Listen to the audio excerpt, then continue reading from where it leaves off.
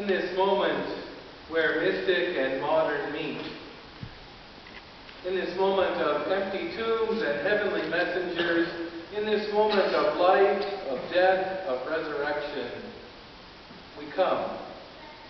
We come to wonder, we come to hope, we come to be. But most of all, we come to worship God. Alleluia. It's an honor to be here with you to worship and celebrate with you this evening as Alpha Korean celebrates its 50th anniversary. It's a pleasure to be here to acknowledge the wider United Church that we are a part of and share in ministry together with. Now, I have practiced all week at this, and it's going to be terrible. So I warn you before I start. Kin yo mil chuka he yo. Does that sound right? You too. Our reading for today is the road to Emmaus.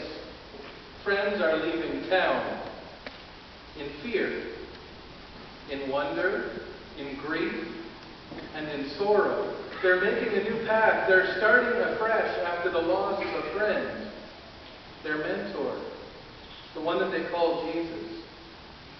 Those journeys can be hard, moving into something new, holding faithfully to something familiar, knowing who you are, but being willing to risk becoming something new. That is the journey that this congregation from your beginnings 50 years ago, coming to a new country, into a new church, into a new language, a new culture, and yet still fully enrobed in who you were when you arrived, your language, culture, traditions, still being honored, but an openness to a new beginning. An openness to something more, to something different, in a new place, with a new hope, even in the midst of loss of what was. A belief in something more.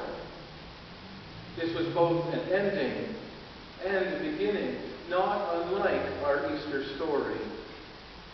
But this story is more than a simple telling of the journey of grieving followers of Jesus. These bewildered pilgrims were trying to find a glimmer of light in what they had just experienced as darkness.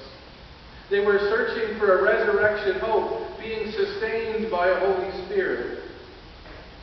They were hungering for the promise of the Eucharist, of the bread through hospitality, and the necessity of being with each other in their grief. Still struggling as a community, as a dispersed family, living in fear. But that resurrected Jesus is not easy to recognize in the biblical narrative. When the disciples see the risen Christ, there is both a familiarity to him and a mystery, a recognition, and at the same time a confusion. They sense that he is the one with whom they have shared a table. They recognize that he continues to teach and encourage them even in their broken hope. But the stranger that these folks encounter on the road to Emmaus can be none other than that crucified one now in their midst. Resurrection affirms that we will know as we are also known. Relationships of death, grounded in hope, will endure. But the promise of this text is that Jesus will meet his beloved in the breaking of the bread, the hospitality of the traveling companions, the willingness of the stranger to enter their space suggests trust, suggests hope. That hospitality expresses a deep vulnerability because welcoming the stranger is always risky.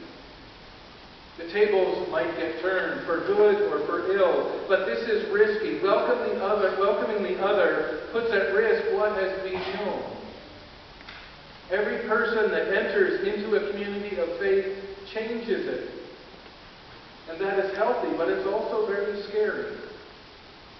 But hospitality, the welcome, is the key to evangelism in our day. So this text offers us an insight, a window into that. Actions more than words. Welcome more than self-protection provides a space where others might enter and find themselves at home.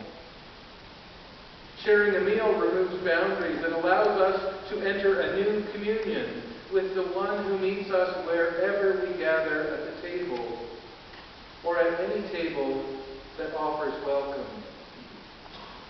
God always creates space for the other in order that true community might be formed. But how do we live out that hospitality as individuals in a changing society? How do we live that out as a body of faithful followers of the way? When the world calls us to intercultural ministry, to diversity in who we are and how we connect, how do you live that out as a culturally identified congregation? How does a new hope, a new way find meaning and strength in a future that is fraught with risk? This couple on the road to Emmaus have heard that it is Easter from the women at the tomb, but as of yet they don't know it in what Shannon Pater calls the marrow of their soul that brings life. On this road of broken dreams, the unknown Jesus joins their journey, and this narrative helps us locate our place on the road. But who amongst us have not felt blindsided at times in distress, and wondered if even God can see what is around the bend? Do our wounded hearts blind them? But we too can see our reflection in these narratives, in these stories of our faith. The text calls us to look deeply at ourselves. The road leading away from the holy city is our road, with broken-hearted steps. Now this reading from Luke reads more like a heady sermon from Matthew than the relational stories of Luke, but it serves as a window looking back into the story and drawing strength to imagine and move into the future. Two travelers on the road. The disciples left behind in Jerusalem and the others to come. But they are connected, not only tradition, but to a hope. Connected to a hope that yearns for something more. It's a history of kairos, the right moment. Not clocks and calendars and schedules, but faith moving forward on its own pace. Every blossom blooms in its own season. Some come with first snow still on the ground. Others flourish in the heat of summer. But Easter does not always come in 3 days, but different times. Stones are rolled away, but sometimes we want to just stay in that tomb. As I've been reading and reflecting through the Easter story for the last few weeks, at one point I asked myself the question, I wonder if Jesus ever wanted to pull the blankets back over his head when the stone was rolled away, just to be left alone. But he was called to stand. He was called to live. He was called to step out. And he was called to change the world again. He was called to stand. He was called to live. He was called to step out and change the world even more. And we are called to stand. We are called to live. We are called to step out and change the world. And sometimes we want to stay in the tomb.